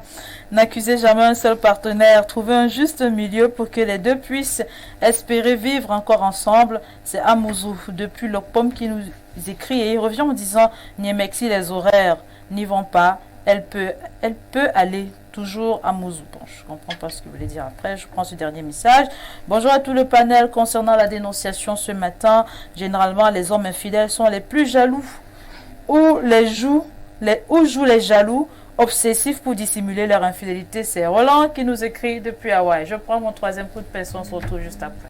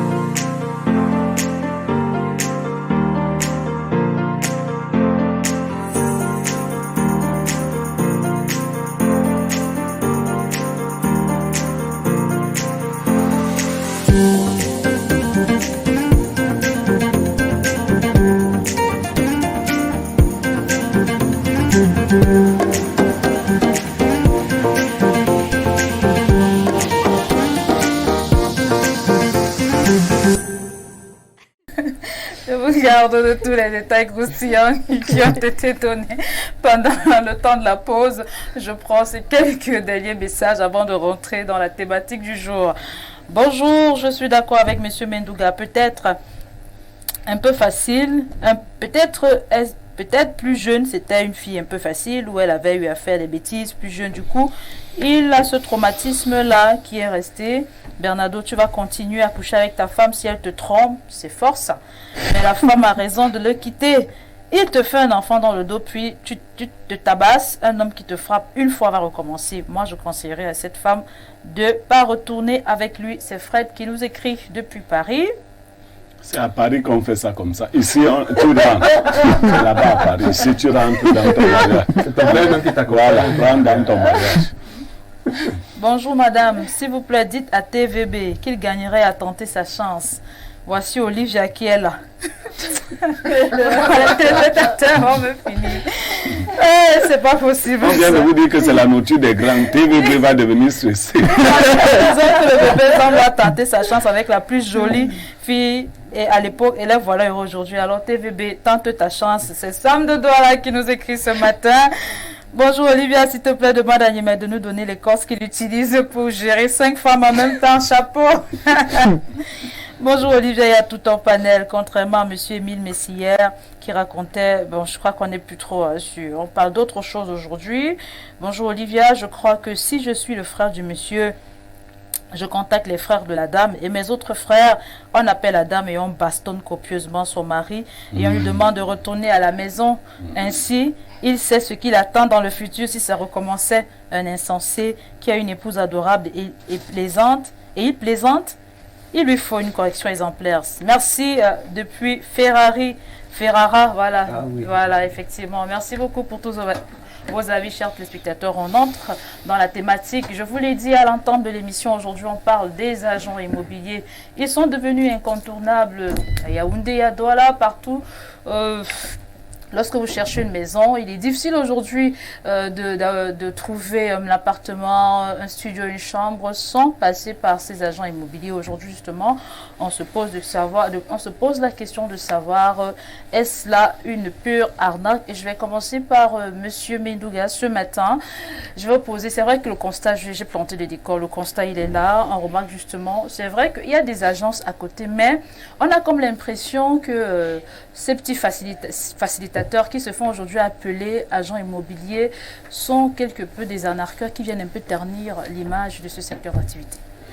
Et effectivement, vous posez là une très bonne question.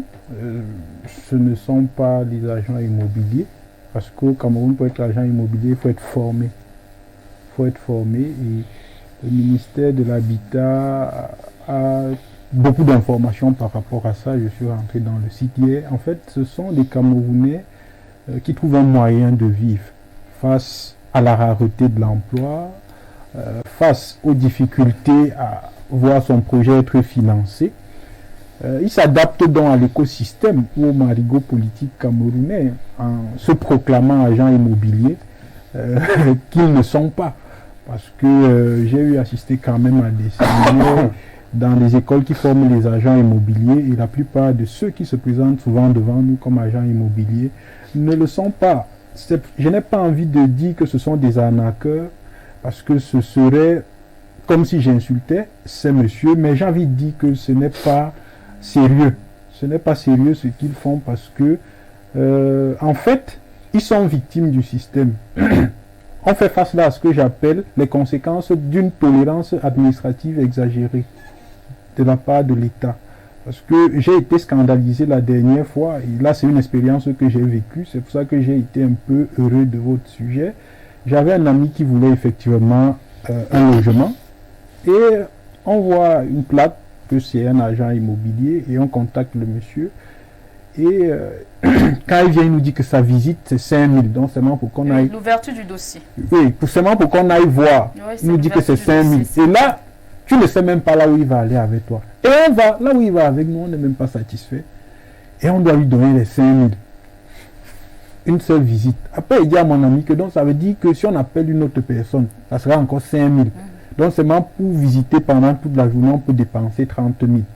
Et c'est comme ça que, bon, comme il y avait l'urgence, il appelle une autre personne. La personne vient encore, il nous dit que seulement pour aller voir, c'est 5 000. La chance qu'on a eue, c'est que ce qu'on a allé voir nous a intéressés. Et il y avait une information qu'on n'avait pas. Quand on finit de conclure avec le bailleur, et il nous dit que l'agent immobilier a toujours droit à 1 mois de loyer. Je dis à mon ami que mais là, ça veut dire que c'est une affaire qui devient un peu sérieuse. Donc ça veut dire qu'on a payé déjà 10 000 pour visiter le logement. Et en plus de ça, on va encore enlever un mois de loyer pour lui donner, ça fait beaucoup parce que dans un pays où, c'est vrai, le SMIC vient de passer à 60 000 dans certains secteurs, et là où on respecte même, là où on a déjà des difficultés à vivre dans ce pays, et là où les bailleurs nous exigent 5-6 mois de loyer, connaissant même déjà que le prix du loyer n'est pas facile. Si vous devez encore enlever un mois de loyer pour donner à un agent immobilier, je pense que ça pose problème. C'est pour ça que moi j'interpelle l'État à ce niveau, parce que moi j'ai pas envie de dire que ce sont des arnaqueurs parce qu'ils nourrissent leur famille avec. L'État devrait organiser ce secteur ou veiller à ce que ce secteur soit davantage organisé pour que le deal tel que le 1 mois de loyer soit traité avec le bailleur et non celui qui vient chercher la maison par exemple, pour que on puisse continuer à se procurer les services de ces derniers. Et je sors par là parce que l'État du Cameroun a un problème. Et quand vous analysez tous les secteurs du Cameroun, vous allez vous rendre compte que c'est le même problème. C'est que l'État du Cameroun a des lois ou des textes de loi qui n'arrivent jamais à mettre en application. Donc je pense que si le ministère qui est en charge de ce secteur fait son travail, ceux qui se débrouillent dans ce secteur pourront aller se faire former et devenir des professionnels et ne seront plus taxés d'arnaqueurs. Merci beaucoup pour votre analyse. Alors, Chimène Bibi Chungassa, vous êtes ici sur le plateau, vous intervenez en tant que membre de l'association des promoteurs immobiliers du Cameroun et vous représentez justement votre président ce matin. Alors, j'aimerais, étant donné que vous êtes dans le domaine, vous êtes technique, j'aimerais comprendre qui doit être appelé agent immobilier au Cameroun. Merci pour la question que vous avez posée et je pense qu'en répondant aussi, je vais porter ma casquette de formatrice et directrice de l'Institut de formation professionnelle immobilière, par ailleurs la seule école qui forme dans les métiers de l'immobilier au Cameroun. Contrairement à ce que mon copanéliste venait de dire, le métier est encadré est très bien encadré au Cameroun, la profession au Cameroun, la profession d'agent immobilier, je pense. La loi de 2001 et le décret de 2007 portant les conditions d'exercice. Je n'ai pas dit que ce n'est pas encadré. J'ai dit la mise en application. La question que je voulais poser à à la profession et qui doit être agent immobilier. L'agent immobilier est celui-là, au-delà de la formation, qui a une carte professionnelle délivrée par le ministère de l'Habitat et du Développement urbain. Et pour avoir cette carte professionnelle, il y a un ensemble de documents qu'il doit fournir et le plus important, c'est le dépôt de garantie bancaire. 15 millions. 15 millions de francs CFA, 15 millions de francs CFA pour espérer être un agent immobilier agréé. Donc lorsque vous voyez des sociétés civiles immobilières agréées, il faut vraiment les respecter. Si vous me permettez, je vais revenir sur le constat que mon frère a fait sur le plateau. Généralement, on a souvent l'habitude de dire que les gens, la nature a horreur du vide. Et il y a des personnes qui agissent en toute ignorance de la loi. Ces personnes ne sont pas des arnaqueurs peut-être, mais ce sont des usurpateurs de titres parce qu'ils peuvent être poursuivis. Ils exercent illégalement la profession d'agent immobilier. Ce ne sont pas des agents immobiliers. Mais ce que vous avez relevé, c'est que les pratiques qu'ils ont apportées dans la rue sont des pratiques qui sont réglementées par le ministère par rapport au métier d'agent immobilier. On a le droit de demander, bien entendu, les frais d'ouverture de dossier, mais seulement ils le font sans expérience, sans connaissance de cause.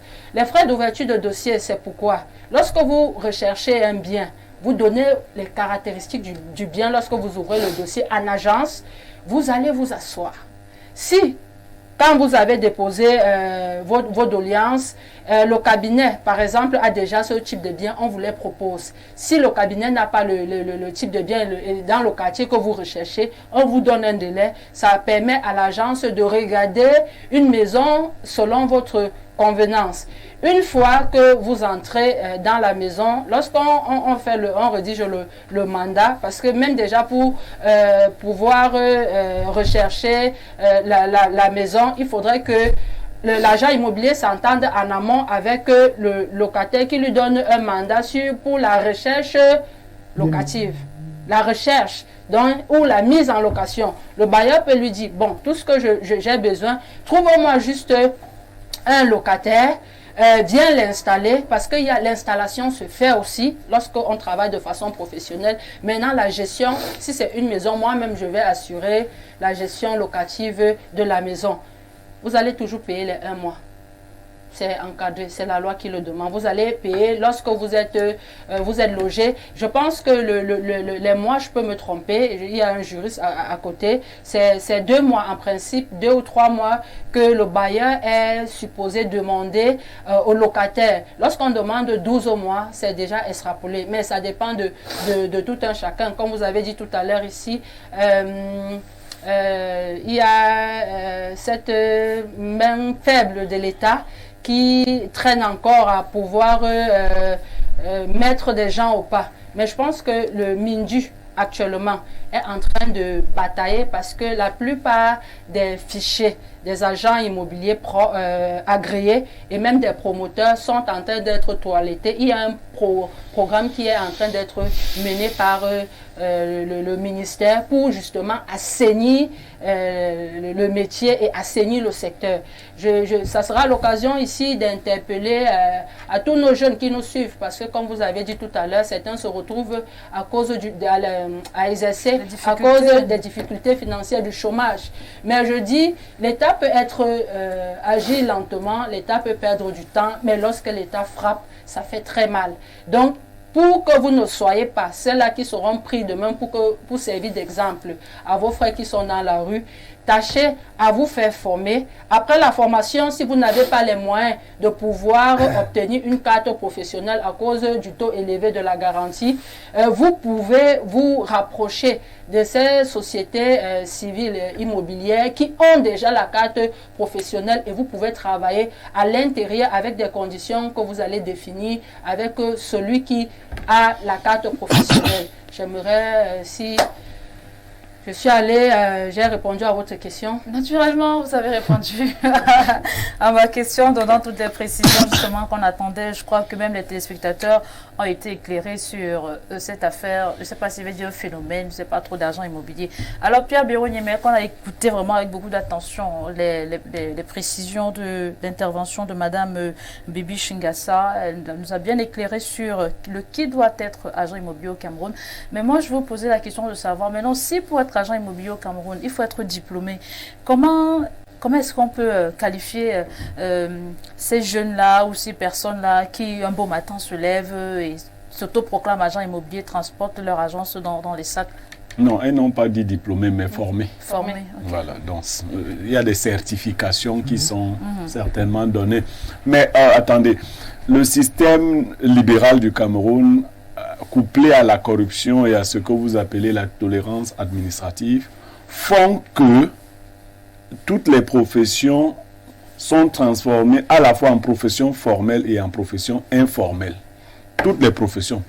Chez vous, les journalistes, il y a même de faux avocats. Donc, vous voyez, il y a la corruption qui... Bon, on est dans le système de la débrouillardise. Chez les journalistes, c'est fort. Hein? Il suffit que quelqu'un, il se lève... Voilà, donc, qu'est-ce qu'on fait? C'est que ces jeunes-là s'informent, contrairement à ce que nous pensons. Ils s'informent sur ce que sont les vrais agents immobiliers. Ils copient donc, sans avoir la qualité, sans avoir les agréments.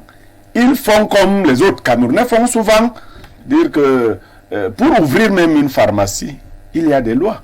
Heureusement que dans des corps particuliers, on a créé ce qu'on appelle les ordres. Vous comprenez? Quand on est par exemple dans l'ordre des médecins, on veille à ne pas voir quelqu'un s'installer en arborant le nom de médecin sans lettre, ainsi de suite. Donc ce n'est pas encore un ordre. Chez les architectes, par exemple, il y a un ordre des architectes. Donc nos jeunes font quoi? Ils sont simplement éveillés dans un système qui les a poussés à la débrouillardise et ils contrefont ce qui est déjà inscrit. Sauf que dans la contrefaçon, il faut quand même faire attention. Vous ne pouvez pas n'avoir pas de titres et de droits et exiger les mêmes paiements, règlements que ceux qui ont les titres et les droits. Ce qui fait prospérer ce genre de choses, c'est notre complicité nous-mêmes. Vous savez, le Camerounais est empathique. Il se dit que bon, le jeune là aussi se débrouille. Quand vous lui dites même, je vais te donner la moitié du mois de plus d'un mois de loyer, il dit non, c'est 1 mois.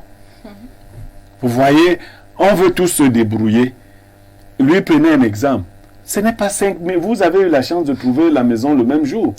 Si vous mettez à chercher la maison avec les faux agents immobiliers du Cameroun, vous allez finir l'argent du loyer dans la recherche de la maison. Il faut payer le transport, il vous exige de payer le transport. Les 5 000 ne sont pas inclus dans le transport. C'est qu'ils montent dans le taxi avec vous. Peut-être le jour là, comme j'avais ma moto. Voilà, c'est donc tu avais déjà payé. Donc ils montent dans le taxi avec vous. À l'arrivée, vous payez le taxi, il descend. Il vous présente un domicile et c'est par domicile présenté. 5 000 effectivement. Dès que vous n'êtes pas d'accord, il vous dit, bon, j'ai un autre domicile à tel endroit. Vous donnez les 5 000 du domicile qu'il vous a présenté pour que vous alliez encore à tel autre endroit. Mais ceux-là ne sont pas les plus dangereux. Il y a une autre race. Elle est vipérine au milieu de ces agents, de ces faux agents.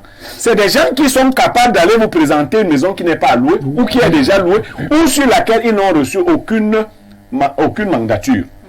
Aucun mandat. Oui, ils peuvent même vous faire payer le loyer auprès d'eux pour que vous veniez constater après que le monsieur ne lui connaît pas. Oui, effectivement. Oui, des gens se sont fait arnaquer. Ça, c'est encore plus grave. Donc, il faut en appeler à la vigilance des uns et des autres. J'ai même vu d'autres qui se mettaient en coaction avec de faux bailleurs. Oui.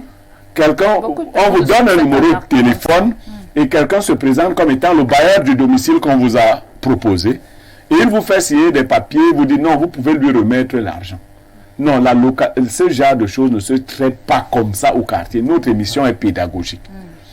Vraiment, il faut avoir les informations nécessaires sur la propriété de la maison que vous allez prendre. Parce que vous pouvez arriver là-bas et vous rendre compte que on vous avait présenté un gars, la propriétaire est une veuve dans sa maison. Elle vous dit que moi, je n'ai jamais dit à qui que ce soit.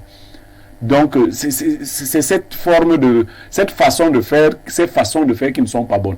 Du coup, il faut encourager les gens à se rapprocher des agences. Mais chez vous aussi en agence. Ce n'est pas parce que la loi a dit ceci ou cela. La réalité, c'est que les Camerounais sont pauvres. C'est ça. Et que les villes J'ai envie d'ajouter. Non, vous allez ajouter. Les Camerounais sont pauvres. Les bailleurs, nous sommes dans un système libéral. Pourquoi je souligne cela? La loi dit que le Camerounais qui va louer doit donner entre 2, 3 ou 4 mois au plus. Le bailleur vous dit ici, chez moi, c'est 1 an à prendre ou à laisser. Est-ce que c'est la loi est-ce que c'est l'État qui lui a construit sa maison? Est-ce que l'État peut venir lui imposer de prendre moins? Il n'y a rien que l'État puisse faire. Vous aimez la maison. Il vous faut trouver 120 000 fois 12. Moi, je ne savais même pas que la loi disait 3 ou 4 mois. Vous n'allez même pas rappeler la loi à un bailleur. Il va vous dire que si c'est la loi, sors. Si tu commences comme ça, c'est mieux qu'on se sépare. Parce que femme à problème. Tu es une femme à problème. Tu vas venir avec les problèmes ici. Donc voilà. Je vais rapidement parce que je vais donner la parole. Je vais simplement, par rapport à l'intervention du consultant, j'ai relevé 2 points. Le premier point concernait la garantie bancaire. À quoi ça sert? Parce que, comme vous avez dit, nous faisons dans la pédagogie aussi. C'est pour dire à tout cela, lorsque vous traitez avec une agence immobilière agréée, en cas de problème, vous portez plainte, vous avez gain de cause, on vous dédommage. Et l'État pas puiser dans sa garantie au cas où il ne veut pas payer pour vous dédommager. Ça veut dire que si quelqu'un vous faites arnaquer, c'est par un agent immobilier agréé, vous êtes sûr de rentrer dans vos fonds propres. Ça, c'est d'un. De 2 aussi, par rapport au montant dont il faisait allusion, les traitements en interne, une entreprise a d'abord des charges. Je pense que si à l'extérieur, je parle de 1 mois, maintenant, le bailleur et l'agent immobilier, ils ont également un contrat. C'est à l'agence d'accepter ou de refuser. Mais ça permet également aussi à l'agent immobilier, lors de la prospection ou de la recherche par rapport à l'immeuble, si c'est la gestion locative, de cibler, d'établir sa cible. C'est là où le travail des professionnels devient très intéressant. contrairement à nos démarcheurs dans la rue, l'agent immobilier ne fait pas un recrutement locatif de façon rapide. Son problème n'est pas de remplir l'immeuble. Il y a des maisons que nous gérons parfois à Bastos, je prends l'exemple, où il y a un profil défini.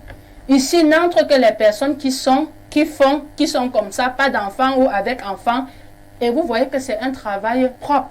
Si maintenant quelqu'un vient, il n'a pas la maison l'intéresse, mais il n'a pas de avant de descendre, on vous dit que voilà les conditions pour ne pas vous perdre le temps. Si le bien est là, on vous donne les conditions à prendre ou à laisser. Si ça ne vous arrange pas, on vous cherche un autre bien. Ok, merci Bernardo Basson. Allez coller votre avis de juriste. Justement, c'est là où aujourd'hui, c'est à ce niveau qu'on vous attend parce qu'on aimerait vraiment être éclairé sur cette question.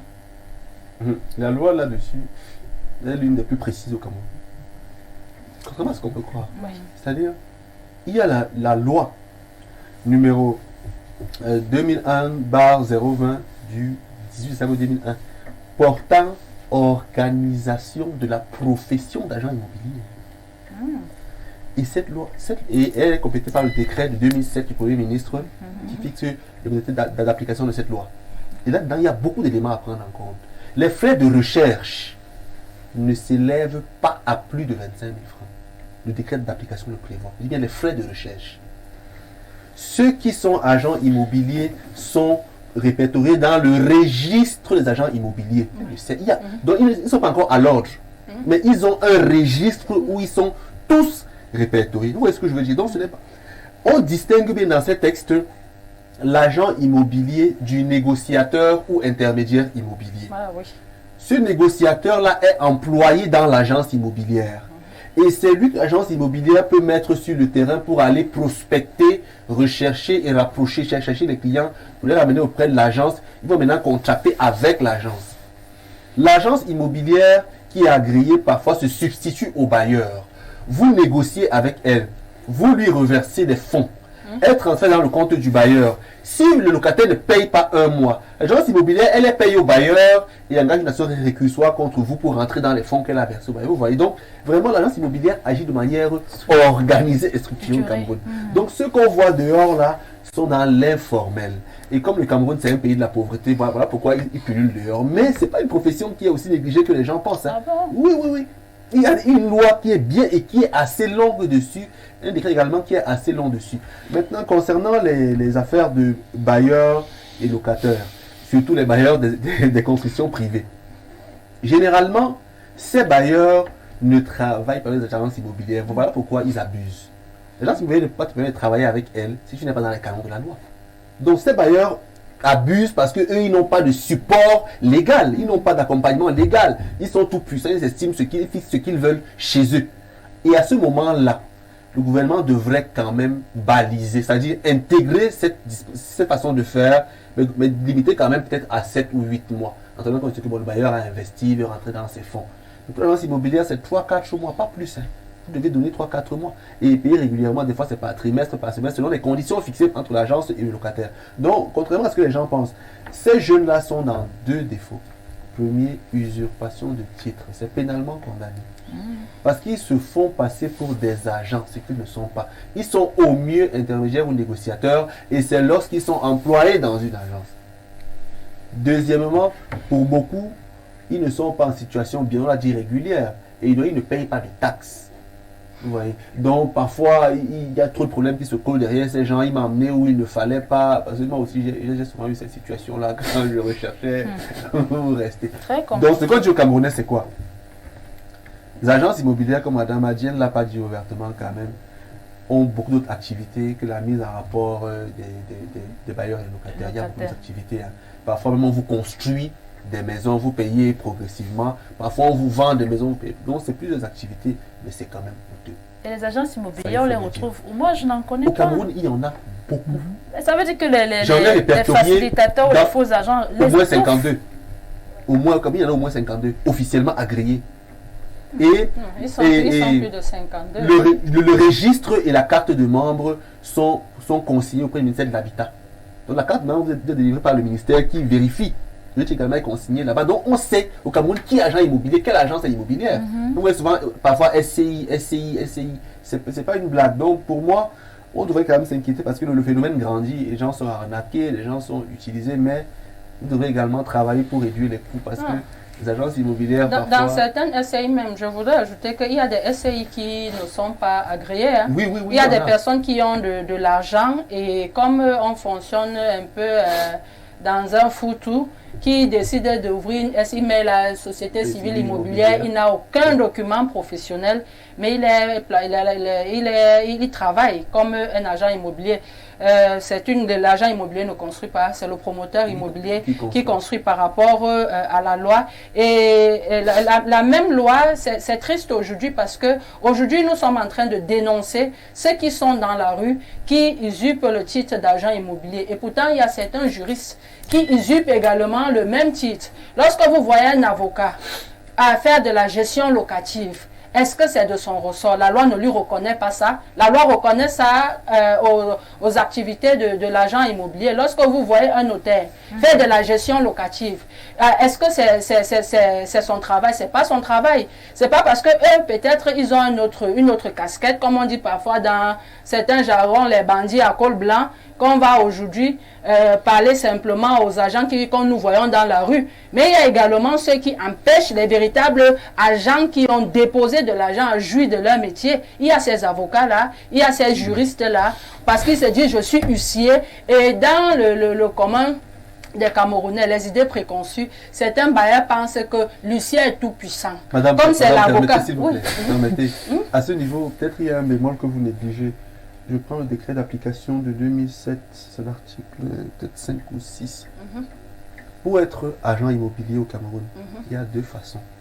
La première, vous êtes formé dans un centre agréé et vous êtes certifié. La seconde, vous devez avoir un bac, vous le savez, licence, et justifier. Licence, il y a bac plus 10 ans d'expérience professionnelle dans les domaines liés à l'immobilier. Voilà. Et licence plus, je pense, 5 ou 7 ans dans ces domaines-là. Voilà donc pourquoi certains huissiers qui ont coutume de servir des actes d'expulsion, etc., qui ont 10 ans dans la pratique du métier, parfois reçoivent la charge ou le mandat de certains propriétaires pour gérer. Même si dans leur profession, ce n'est pas leur profession. Mais comme je dis bien, on peut l'être lorsqu'on a un bac ou une licence et 10 ans de pratique sur le terrain. Voilà ce sont des éléments. C'est la loi qui le dit. La loi le dit. Je sais, c'est pourquoi je suis en train de dire, vous avez pris une partie, vous avez laissé la garantie et la carte professionnelle. Parce que c'est tous les éléments que vous justifiez là, à la fin, qui permettent qu'on vous remette votre carte professionnelle. Donc ça veut dire que même si vous justifiez de cette expérience de 10 ans et que vous n'avez pas la carte professionnelle d'agent immobilier, vous n'êtes pas agent immobilier. Merci beaucoup. Parce que l'expérience qu'on demande, c'est pour à l'issue d'avoir la carte. Et la carte, là, la garantie bancaire est très importante parce qu'avant qu'on ne donne la carte, tu remplis tout ça. Maintenant, tu ne peux pas ne pas remplir les éléments. Tu prends une partie et ceux qui ont versé de l'argent... Je vous propose, on prend aussi les avis des téléspectateurs. Il n'y a pas de souci. Ok, bonjour les démineurs, bonjour particulier à ma soeur Mbamoise. S'il vous plaît, je voudrais le numéro de Bernardo pour problème de santé. Aidez-moi. C'est Nicole de Douala qui nous écrit à Bonamoussadi. Bonjour les démineurs, très belle émission. Je voudrais dire bonjour à notre consultant planétaire ainsi qu'à tonton Bernardo. La démineuse en chef est encore très belle ce matin et comble parfaitement les béances créées par l'absence d'El Perfecto. Comme le consultant disait au début, moi je déstresse en regardant Olivia chaque matin. C'est Loric qui nous écrit ce matin. Je savais que c'était un Bonjour mademoiselle, par rapport au thème, je pense que les agents immobiliers pour la plupart ne sont pas sérieux. J'ai été victime de ces gens. Quand j'aménageais ici à Yaoundé, il a fallu qu'un proche à moi me trouve un appartement d'urgence à Titi Garage. C'est Yannick qui nous écrit justement depuis Titi Garage. Ouais, chers panélistes, moi je suis dépassée. Notre pays a trop de faux. On a de faux agents immobiliers, de faux médecins qu'on appelle docteurs. De faux enseignants. Il y a souvent des messages que tu ne peux pas t'empêcher de rire. De faux enseignants, de faux journalistes, etc. Mais le jour où un gars qu'on appelle Ayouk a décidé qu'on l'appelle aussi président comme notre père Biya. Jusqu'à il a même fait son gouvernement. Le père a dit qu'on peut blaguer avec tout sauf avec le poste de président de la République. Maintenant, tonton Ayouk est en prison. Le message n'a pas été signé. Olivia, s'il vous plaît, Madame Gassa, en tant que professionnelle, peut-elle nous définir les conditions générales officielles statuées pour la location d'une maison? Elle a déjà fait, je crois, les 2 ou 3 mois de caution, souvent demandés, sont-ils légaux? C'est Sam qui pose la question depuis Douala. Je crois que Madame Gassa a déjà répondu. Pierre Biron-Yemek, votre mot de conclusion. Non, nous devons, si nous voulons aller vers la modernité, nous devons prendre toutes les garanties de la modernité. Il ne faut pas seulement copier les choses chez les gens et continuer à faire nos choses de manière traditionnelle. Chez nous, on cherchait la maison en écrivant sur les bacs à ordures en Vogada. Maison à louer. Quand les téléphones sont venus, on mettait les numéros de téléphone. Effectivement. Nous sommes encore à califourchon entre nos vieilles habitudes et les nouvelles. Ce qui fait prospérer une équipe ou simplement un système d'arnaque. Il faut se rapprocher des professionnels. Mais les professionnels ne doivent pas être confinés dans les textes. Ils doivent tenir compte de la réalité sociale. Les Camerounais sont pauvres. Quand on arrive chez vous là, essayez de voir entre le texte et le contexte, créer un prétexte. Merci beaucoup à Pierre Biron-Yemek. On va prendre également le mot de fin de Bernardo Basson.